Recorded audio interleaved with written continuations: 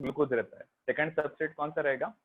Second substrate रहेगा हमारा fat, और थर्ड सबस्ट्रेट कौन सा रहेगा? प्रोटीन। तो प्रोटीन क्या है? ऑल एंजाइम का प्रोटीन। तो प्रोटीन हमारे मसल्स में स्टोर्ड रहते हैं, मसल्स में कार्बोहाइड्रेट और प्रोटीन भी स्टोर्ड रहता है। तो बेसिकली एक चीज इन जनरल एक्सप्लेनेशन देता हूँ। तो जो यूरिन फॉर्मेशन होता है ना बॉडी में, यूरिन फॉर्मेशन बेसिकली यूरिया, तो यूरिया बोलो या यूरिन बोलो, उसका एम्पेरिकल फार्मूला है, मॉलिक्यूलर फार्मूला जो होता है वो NH2CO NH2 होता है। आपके लिए अभी जरूरी नहीं है, दूसरे चैप्टर में आएगा वो। बट अमोनिया ग्रुप NH2, ठीक है, अमोनिया NH3 ग्रुप जो है वो NH2 ग्रुप उसमें रहता है, अमोनिया ग्रुप उसमें रहता है, किसमें? यूरिन में। और ये बहुत हाईली टॉक्सिक होता है, बॉडी इसको स्टोर नहीं कर सकती है। किसको? अमोनिया ग्रुप को, that is NH2 NH3 group को, जो एक हाइड्रोजन के शेयर करने के बाद NH2 ग्रुप बनता है। तो this is your general molecular formula of urine, ठीक है। अब देखो सर, जो भी बॉडी से वेस्ट निकलता है, चाहे वो यूरिन हो चाहे वो फीकल मैटर हो, ठीक है, ये दोनों भी जो एक्सक्रीटरी सब्सटेंसेस या वेस्ट मटेरियल बॉडी से निकलता है, इसमें नाइट्रोजन होता ही है।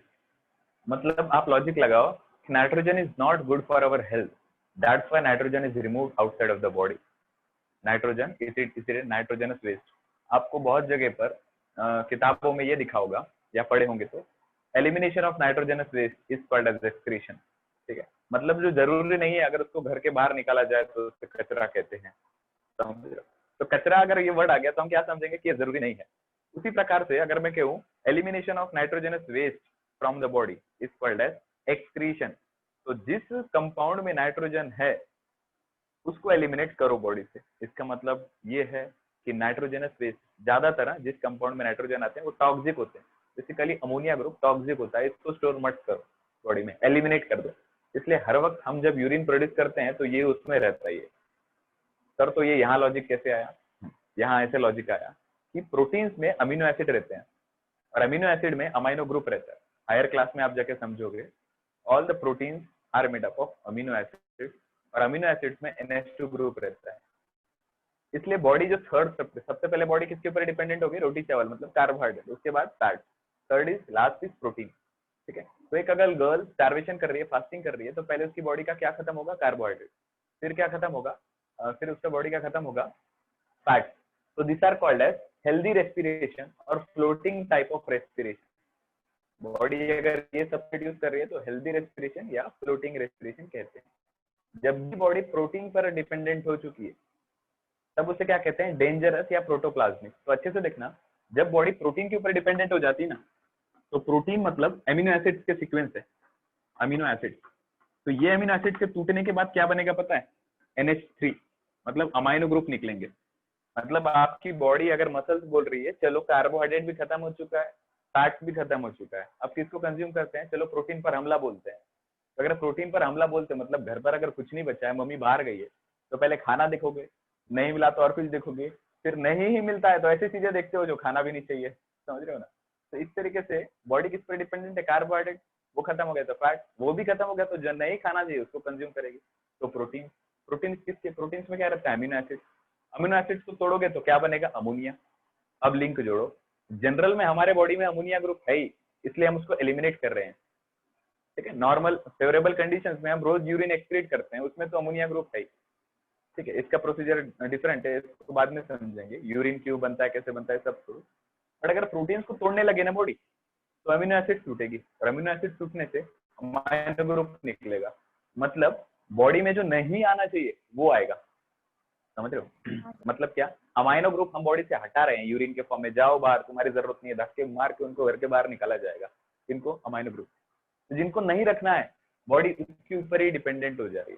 तो ऐसी कंडीशंस में क्या होगी? मसल्स एकदम पतली हो जाएगी, ठीक है। तो रिसेंटली शायद लास्ट ईयर की बात है, 2-3 महीने हो गए, आई डू नॉट नो, एक गर्ल थी जिसने 68 डेज फास्टिंग की थी, 68 डेज ओनली ऑन वाटर। तो शायद तमिल की न्यूज है, कहाँ की पता नहीं, बट सनसेट के बाद एक गिलास वाटर पीना है उसको, सनसेट के बाद एक गिलास पानी पीती थी बस।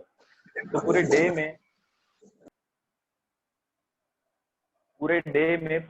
में बिल्कुल वो कुछ भी खाना नहीं खाती थी, तो उसके बॉडी में क्या एक्यूमुलेशन हो रहा था?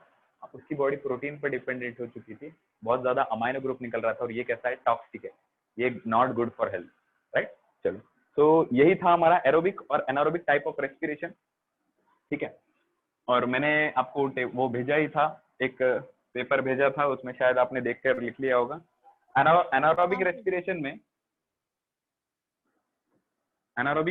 में नीचे तरफ लिख लेना कि क्या सबस्ट्रेट हो सकते हैं, क्या सबस्ट्रेट। तो टाइप्स ऑफ सबस्ट्रेट के हिसाब से लैक्टिक एसिड या इथेनॉल, ठीक है। एनारोबिक रेस्पिरेशन में सबस्ट्रेट कौन से, लैक्टिक एसिड या इथेनॉल। ये मतलब देखो, लैक्टिक एसिड कब बनता है, जब ऑक्सीजन नहीं रहती है बॉडी में, तब मसल्स लैक्टिक एसिड बना लेती है। और ईस्ट बनाता है इथेनॉल, इथाइल अल्कोहल। इथेनॉल बनाने में ईस्ट हेल्पफुल होता है। तो इनके बेसिस पर नाम रखे गए, lactic acid fermentation, ethanol fermentation, इस तरह से लैक्टिक एसिड एनारोबिक रेस्पिरेशन। तो सबस्ट्रेट इनका कौन सा होगा, दोनों का सबस्ट्रेट ग्लूकोज ही होगा, बट इनका नेम लैक्टिक एसिड के बेसिस पर रखा गया है, ठीक है। चलो अब पढ़ते हैं नई चीज, इसको खत्म करते हैं, एरोबिक और एनारोबिक के बीच में difference. Now let's start and remember, RBC do not have which thing, RBC के पास कौन सी चीज नहीं है, माइटोकॉन्ड्रिया। माइटोकॉन्ड्रिया। नहीं है। चलो ठीक है, समझ में आ रहा है आपको, अच्छी बात है। चलो पढ़ते हैं, स्टार्ट करते हैं। देखो, टॉपिक स्टार्ट करने के पहले कुछ जनरल चीजें याद कर लो। बॉडी में इस रीजन को कहा जाता है हेड, अच्छे से देख लेना, ये आपको बहुत चीजें काम आएगी। ये रीजन को कहा जाता है हेड, ठीक। This region is called as neck. तो इतना जो गला बोलते हो आप, वो वही टर्मिनोलॉजी है, नेक, राइट, हेड, राइट। लिम्स, पूरा यहां से लेकर यहां तक लिम्स, ये भी यहां से लेकर यहां तक लिम्स, LIMBS, लिम्स, ठीक। तो हेड, नेक, लिम्स। अब बचा ये, this total portion is called as trunk, TRUNK, trunk. जैसे ट्री रहता है ना, ट्री में टहनिया, पत्तियां, समझ रहे, मेन जो शाखा रहती है ट्री की, उसको ट्रंक कहा जाता है। हमारे बॉडी में मेन ये वाला रीजन है, इसको ट्रंक कहेंगे, ठीक है, trunk. Now head, neck, trunk, the trunk is divided into two parts. Upper portion is called as thorax, lower portion is called as abdomen, ठीक है। मैं एक एक टर्मिनोलॉजी लिखता हूं, आप समझते जाना। सबसे ऊपर क्या, हेड। ये बेसिक चीजें हैं जो आपको कहीं पर लिखी रहती है तो समझना है, हेड, नेक। उसके बाद क्या आएगा, उसके बाद आता है ट्रंक रीजन, ठीक है। ट्रंक में दो रीजन है, ट्रंक में दो रीजन है, राइट। और इसके बाहर भी देखो,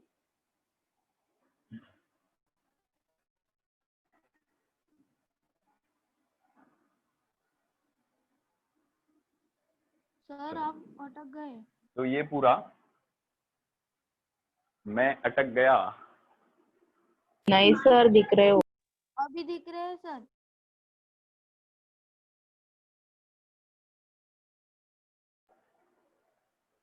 थोड़ी देर वेट करना है, फ्लक्चुएशंस ऑफ नेटवर्क होता है, वो वापस लाइन पकड़ लेती है, ठीक है। तो ट्रंक रीजन जो है, वो ट्रंक रीजन दो पार्ट में डिवाइडेड है, ठीक है। अच्छे से देखना, ये जो ट्रंक रीजन है दो पार्ट में डिवाइडेड है, एक पार्टीशन से, ठीक है। यहाँ तक नेक रीजन हो गया, हेड सबसे ऊपर वाला, उसके बाद नेक। अब एक पार्टीशन से पूरा ट्रंक रीजन दो हिस्सों में डिवाइडेड है। अगर ये मेरा ट्रंक है और ये दो मेरे लिम्स है, मानकर चलो ये मेरे बॉडी का मेन पार्ट, ठीक है। इस तरीके से ये मेरे दोनों हाथ है, ऐसे समझो, राइट। चलो, तो ये मेरे क्या हो जाएंगे, लिम्स, ये भी क्या होगा, limbs. Now this total region is called as, ये और ये दोनों को मिलाकर क्या कहता हूं, ट्रंक कहता हूं, ठीक है। अब ऊपर वाला पार्ट, नीचे वाला part is divided, the upper part is called as thorax, ठीक है, थोरैक्स। और lower part is called as ABDOMEN, abdomen, abdomen, ठीक है। जैसे हमको कहा जाता है ना, थोरैसिक रीजन में कोई प्रॉब्लम है क्या, चेस्ट में कोई प्रॉब्लम है क्या, तो चेस्ट, पेट, इसको बाजू में हाथ से, ठीक है। चेस्ट नहीं और ना पेट नहीं, ठीक है। ये पेट बोलते हो हमेशा से, ही चेस्ट बोलते हो, आज से चेस्ट की जगह क्या बोलोगे, थोरैक्स। आज के पेट की जगह, पेट वाला रीजन, बेसिकली पेट वाला रीजन नहीं होता है, ठीक है। इसमें बहुत बाकी ऑर्गेनल्स भी आते हैं, बाकी ऑर्गन भी आते हैं। हाँ सर, आप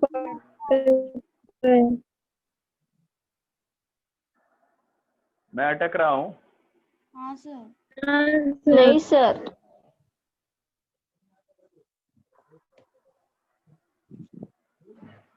क्या करूँ अब, मुझे समझ में नहीं आ रहा है। एक सर काम करो, पढ़ाओ। पढ़ाओ ना। एक काम करो, जिसको नहीं दिख रहा होगा ना उनके लिए यूट्यूब ऑप्शन है, जिनको नहीं दिख रहा होगा यूट्यूब पर देख लेना प्लीज, ठीक है। सॉरी टू से बट 40 मिनट मिलते हैं, तो जिनको नहीं दिख रहा है वो यूट्यूब पर देख लेना, जिनको दिख रहा है वो रेफर कर लो, राइट। तो हेड, नेक, ये ट्रंक रीजन, ठीक है। मैं तो पूरी कोशिश कर रहा हूँ, नेट भी अच्छा है और ईयरफोन भी बराबर है। तो ये वाला रीजन कौन सा है? Trunk reason. ये वाला रीजन है ट्रंक रीजन। अब ट्रंक रीजन में ये जो चेस्ट है ना, वो क्या कहोगे आप आज से? थोरैक्स कहोगे। और ये जो पेट वाला ये वाला रीजन है उसको क्या कहोगे? एब्डोमेन कहोगे, राइट। तो अगर दो चीज का पार्टीशन आता है, अगर जाने वाला रास्ता और आने वाला रास्ता अलग अलग होता है, इसका मतलब दोनों रास्ते बीच के डिवाइडर से हैं, दोनों रास्ते बीच के डिवाइडर से सेपरेटेड है। अगर आप कहते हो 2 वे हाईवे है, ठीक है, 1 वे हाईवे है, मतलब एक जाने का अलग है, आने का अलग है। कैसे सेपरेशन किया? डिवाइडर ने सेपरेट किया। अगर मैं थोरैक्स को और एब्डोमेन को अलग अलग हिस्से बोल रहा हूँ, ठीक है, तो ऐसे सांस, तो ऐसे जो बोला रहता है ना रामदेव बाबा, तो जोर से अंदर सांस लेता है, तो यहाँ पर आपका इस टाइप से कुछ रिब्स बनेगा ऐसे, ठीक है, ऐसे रिब्स बनेगा। तो यहाँ पर एक मसल रहती है, एक मेम्ब्रेन रहती है ये वाली, ठीक है, इस तरीके से ये ऊपर के थोरैक्स को और नीचे के एब्डोमेन को सेपरेट करती है, ठीक है। तो जितना आपका ये रिब्स वाला रीजन है, दिस टोटल यहाँ पर हड्डियां रहती है, उसके अंदर लंग्स रहेगी, तो जितना ये रिब्स वाला रीजन है, this is called as thorax, right? This is called as abdomen, and the partition between the thorax and the abdomen, or the membrane between the thorax and the abdomen, it is called as diaphragm, ठीक है। तो मैं इसको कहाँ लिखूं? यहाँ लिखता हूँ। This partition that separates the thorax and the abdomen is called as diaphragm। ये चैप्टर में आपके लिए इतना सफिशिएंट है, ठीक है। सो क्योंकि हम मेन क्या पढ़ेंगे? लंग्स।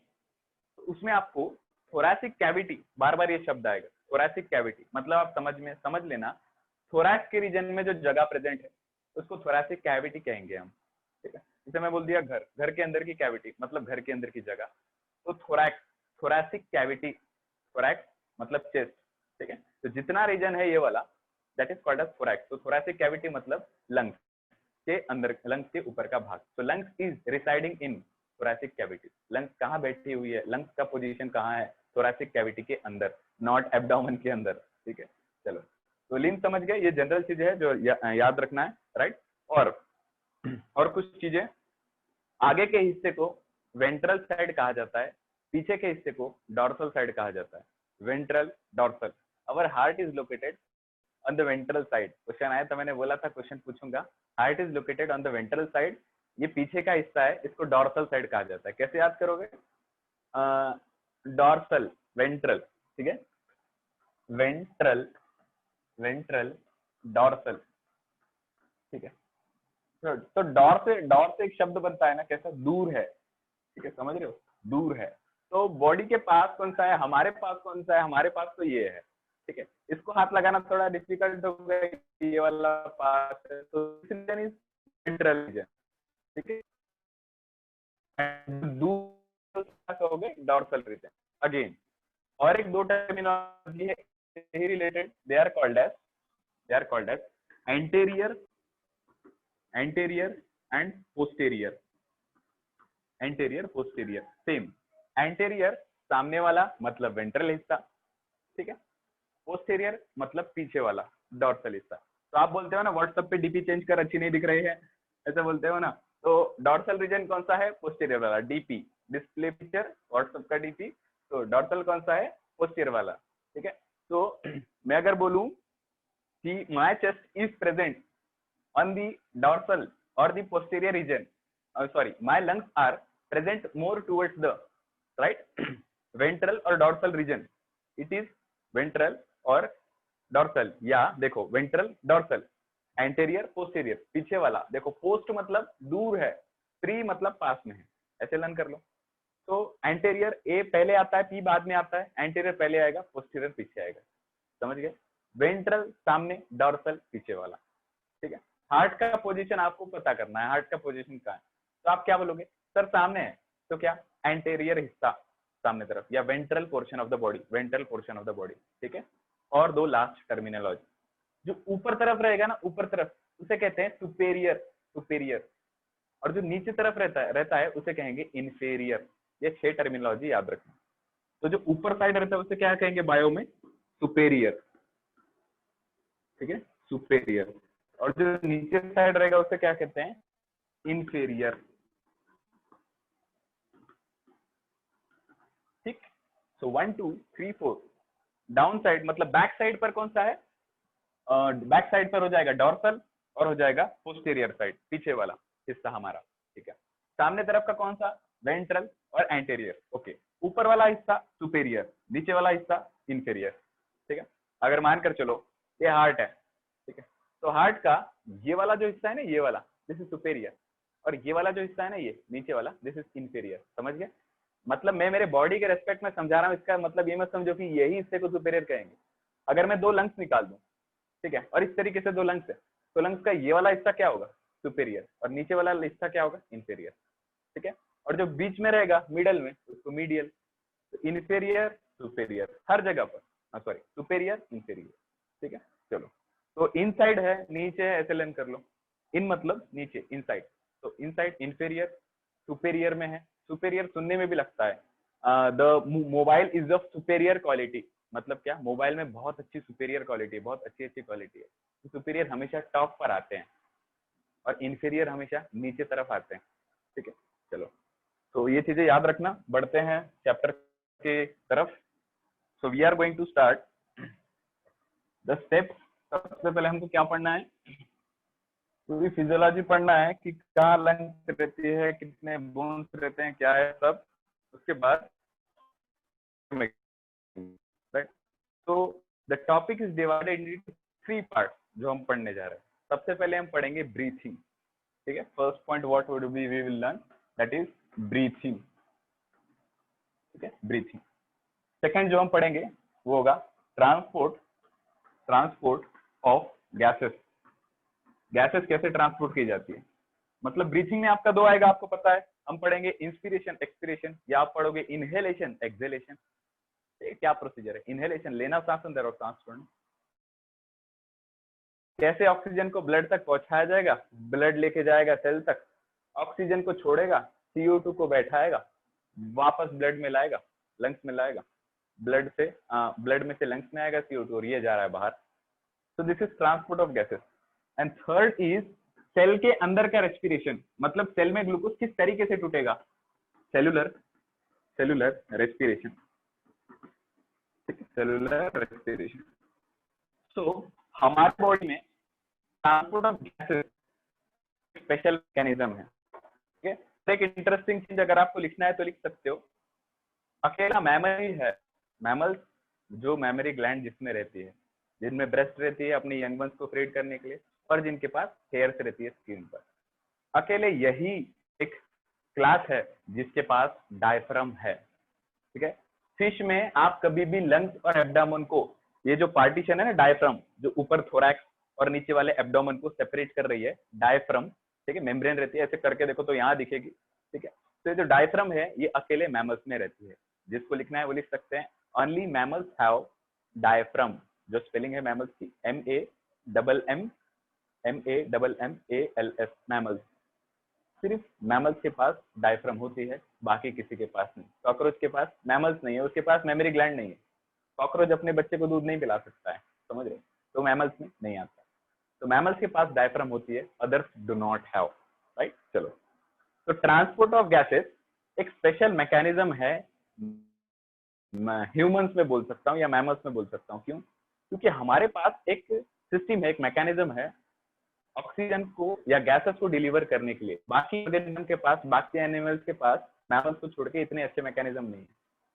अगर आप देखो कॉकरोच को, तो कॉकरोच को अगर काटो तो उसमें से ब्लड कभी नहीं निकलेगा, ठीक है। तो कॉकरोच के पास ऐसे लंग्स नहीं है जो क्या करेगा, ब्लड नहीं है, सॉरी, ब्लड नहीं है जो ब्लड को जिम्मेदारी लेगा, हाँ ब्लड तुम मेरा ऑक्सीजन लेके जाओ और सेल तक पहुंचा दो। ऐसा कॉकरोच भी नहीं रहता है।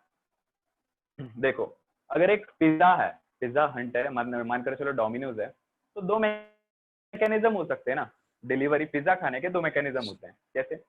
अगर कस्टमर जो है तो डोमिनोज दूरी पर है, तो जिसको पिज्जा खाना है और जो पिज्जा बनाएगा मतलब डोमिनोज वाला, तो बीच में कौन रहना चाहिए?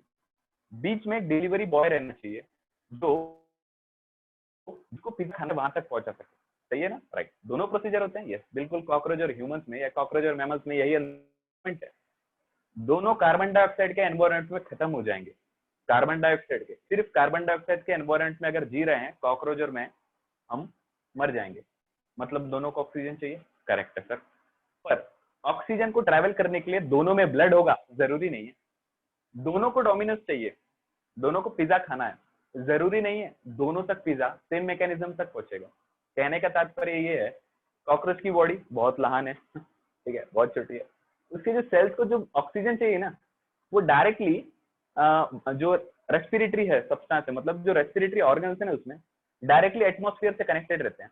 जैसे पिज्जा वाला खाने वाला पर्सन कहाँ है? डायरेक्ट होटल में, डोमिनोज में, सीधा सीधा जो पिज्जा है उसके टेबल पर आ जाएगा। तो हमारे सेल्स ऐसे बाहर घूम रहे हैं क्या? मतलब हमारी जो लंग्स है हर सेल के साथ कांटेक्ट में है क्या? हाँ, हर सेल, मतलब हमारी लंग्स का है पर्टिकुलर जगह पर है। ये सेल के पास थोड़ी ना है कि हाँ ले लो ऑक्सीजन, मैं आ रही हूँ आपके पास ऑक्सीजन लेकर, फिर ये लंग्स उठ के गई, चलो आज पैर में जा रही हूँ। ऐसा होता है कि नहीं? मतलब our cells are not in direct contact with the lungs, they need to be get contact with a flow, with a respiratory, with a fluid।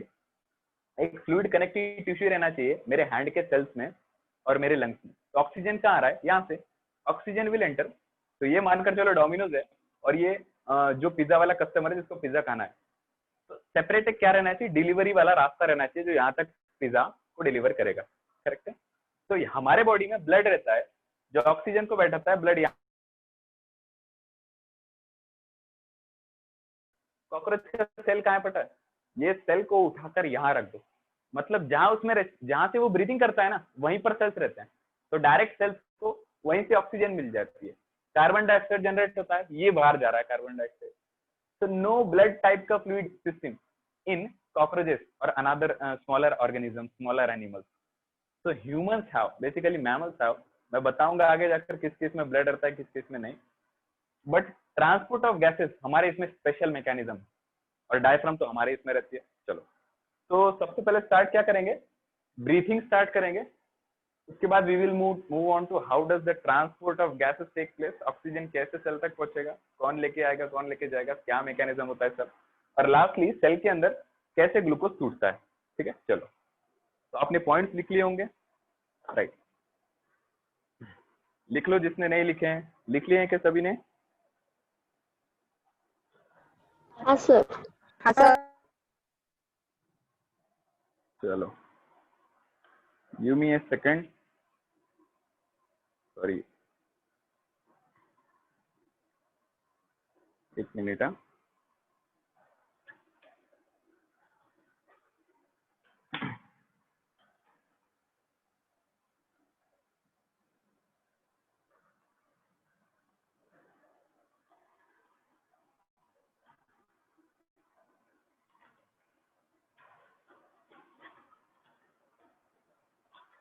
एक सेकंड।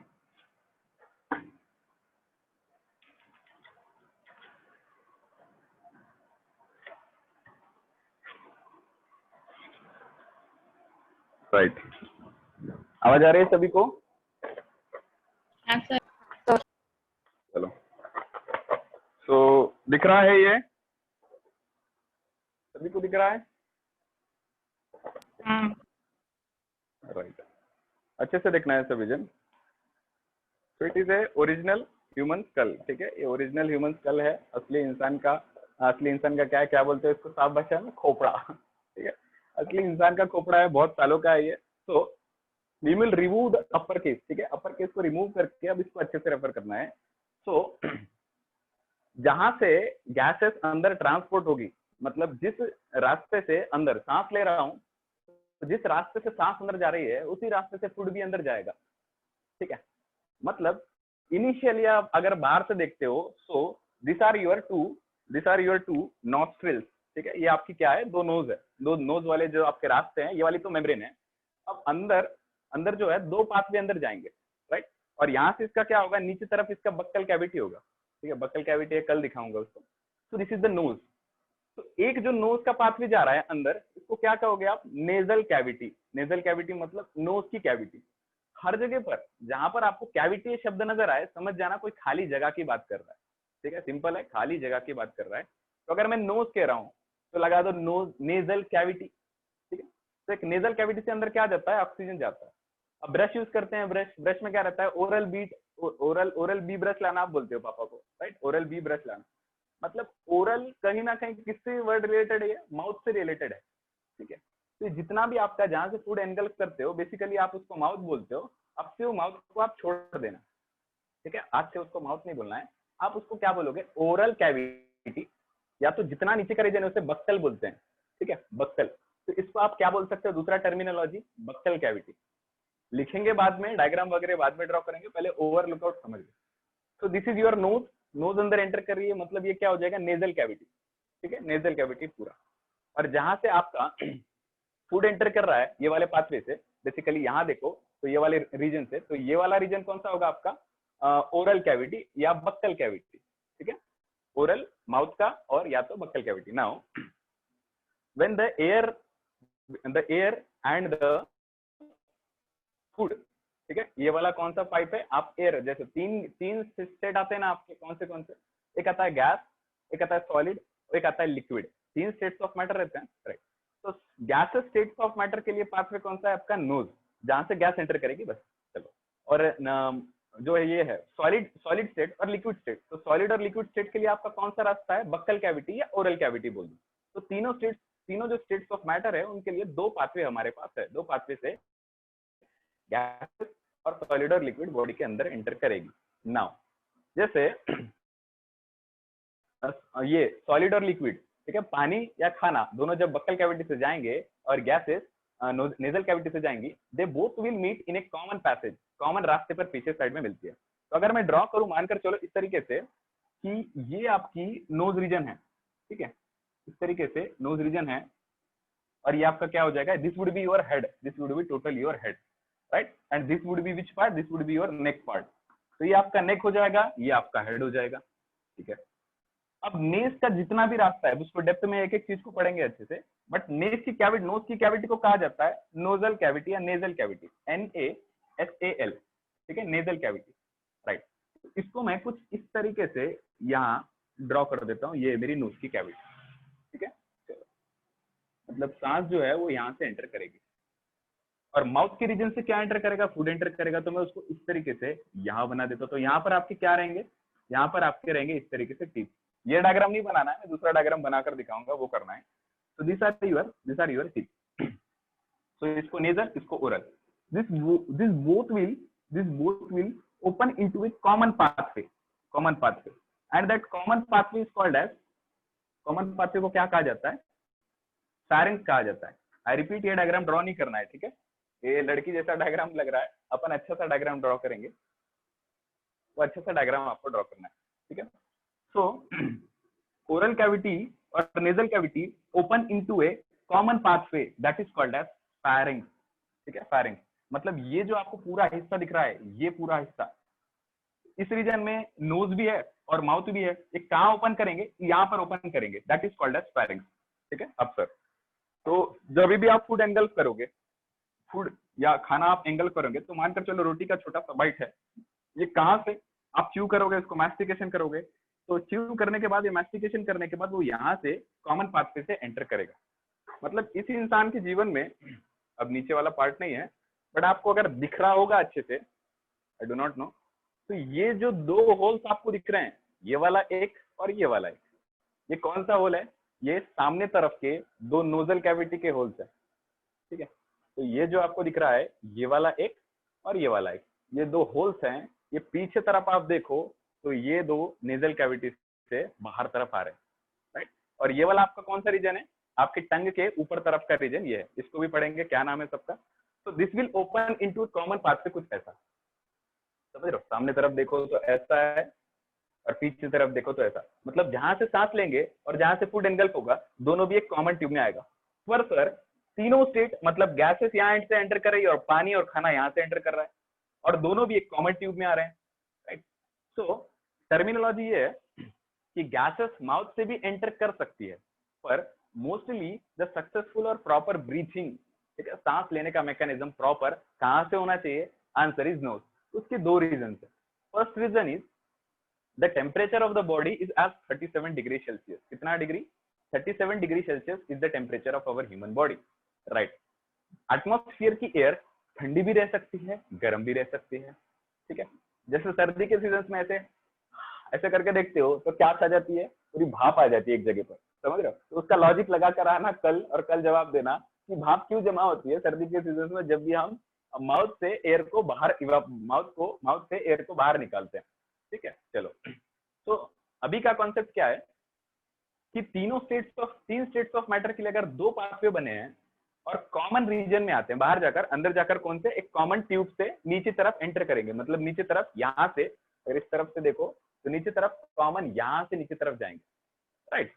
तो अगर फूड, अच्छे से देखना, अगर एयर माउथ से एंटर करती है, हम सर कभी कभी मुंह से भी सांस ले लेते हैं, ऐसे जोर से मुंह खोल के सांस ले लेते हो, ठीक है। तो इज दैट गुड और इज दैट बैड? तो it is not good to inhale from the mouth. The region is mouth area, हर चीज का पर्टिकुलर फंक्शन दिया जाता है, भगवान ने हर किसी को काम दिया, इस तरीके से सोचा जा सकता है। दूसरा साइंटिफिक रीजन ये है कि nose have many fine hair, ठीक है। वो क्या करती है, दो चीजें करती है। Air can be of good quality, can be of bad quality. Air might have many other gases but we require properly oxygen, ठीक है। एयर के पास अलग अलग गैसेस हो सकती है, तो हम तो ये नहीं बोलेंगे हाँ मुझे तो ग्लूकोज तोड़ने के लिए ऑक्सीजन चाहिए, वो रात को ऑक्सीजन आजा अंदर, इस तरीके से बोलोगे, बिल्कुल नहीं।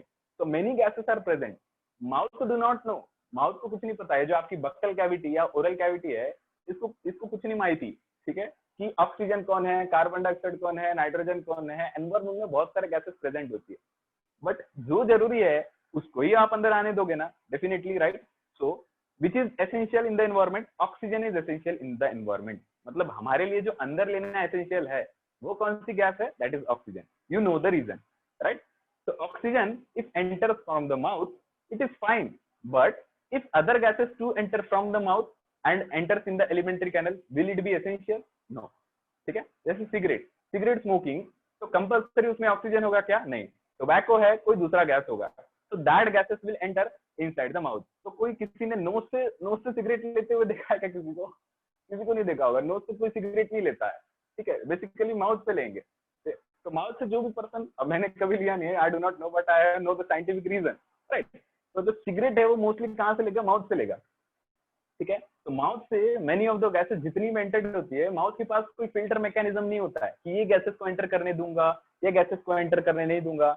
Oral cavity is just for mastication and producing the saliva whenever a good food is seen by you. जब भी एक स्वादिष्ट फूड आप देखते हो, वो फूड का सलाइवेशन करना, मतलब बोलते हैं ना मुंह में पानी आ गया, तो सलाइवेशन करना। जो भी फूड के फॉर्म में अंदर बैक्टीरिया या पैथोजन आते हैं, उसको फर्स्ट इनिशियल प्रोसीजर से मारने का काम आपका ये करता है, कौन? बक्कल कैविटी करता है। तो सॉलिड के फॉर्म में या लिक्विड के फॉर्म में आ रहा है, तो उसको शायद वो झेल सकता है कि कैसा क्या इसके साथ ट्रीट करना है। बट गैसेस के पास एज सच उसके लिए कोई फिल्टर नहीं है बक्कल कैविटी के पास। तो गैसेस मोस्टली कहाँ से एंटर होना चाहिए? गैसेस मोस्टली नोज से एंटर होना चाहिए। क्यों?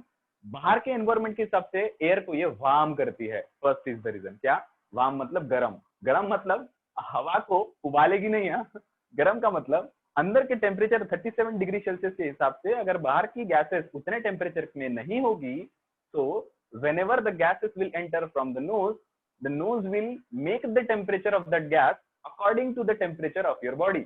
मतलब बॉडी के हिसाब से बाहर के गैसेस का टेम्परेचर कौन बना देगी? नोज बना देगी। कैसे बनाती है? तो there are many fine hair present in your nose, that air helps in the warming of the air, और you can say that hair present in the nasal cavity makes the temperature of the gas according to our body। Getting my point? Body के temperature के हिसाब से बाहर की gases का temperature लाने में मदद हमारी क्या करती है? हमारी नेजल कैविटी या नोज करती है, right. So another thing is that air might have many pathogens, bacteria, infections, they are trapped in the nasal cavity। तो नोज में या नेजल कैविटी में सब चीजें क्या होती है? ट्रैप हो जाती है, वो लंग्स में एंटर नहीं की जाती है। तो in short we can say, that nose it is a filtering mechanism for the gases. Nose maintains the temperature, ठीक है। Nose purifies the gases, nose filtrates the gases, it makes the temperature of the gas according to the temperature of the body. This are some of the general things that you should remember. चलो, so knows का air कहाँ से enter करना चाहिए? Primarily कहाँ से enter करना चाहिए? नोज। माउथ से एंटर होता है, तो इट इज नॉट गुड।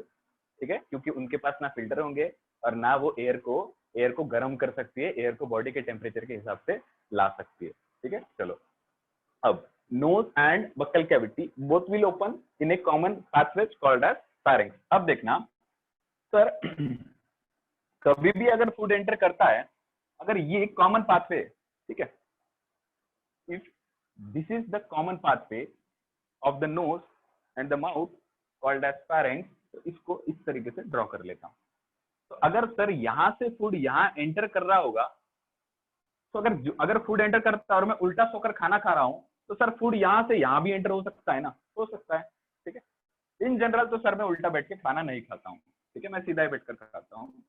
पर सर गलती से अगर फूड यहाँ से यहाँ एंटर हो जाता है, फूड यहाँ से यहाँ एंटर हो जाता है, तो it should be prevented, the food should not enter. मतलब कैसे कर रहे हो, कोको कोला यहाँ से पिया और पता चल रहा है कोको कोला नाक से निकल रहा है, समझ रहे हो, that should happen, that should not happen. क्यों, पैसा बर्बाद हो जाएगा सर, कोको कोला अंदर पी रहे थे और ऊपर नाक से बाहर आ गया, समझ रहे हो, तो इट शुड नॉट हैपन। तो इसके लिए नेचर ने क्या किया, नेचर मतलब गॉड ने हमारे साथ क्या किया कि द फूड और द लिक्विड बेसिकली कभी कभी तो नोज से भी फूड सब्सटेंस, फूड नहीं लिक्विड सब्सटेंस बाहर आ जाते हैं। मतलब जोर से ठसा लग जाता है तो क्या आप करते हो, आप नाक से सीधे आपके लिक्विड मैटर निकलते हैं, तो आप उसको प्रिवेंट करोगे, रोकोगे, आप और पानी पी के रिलैक्स होते हो।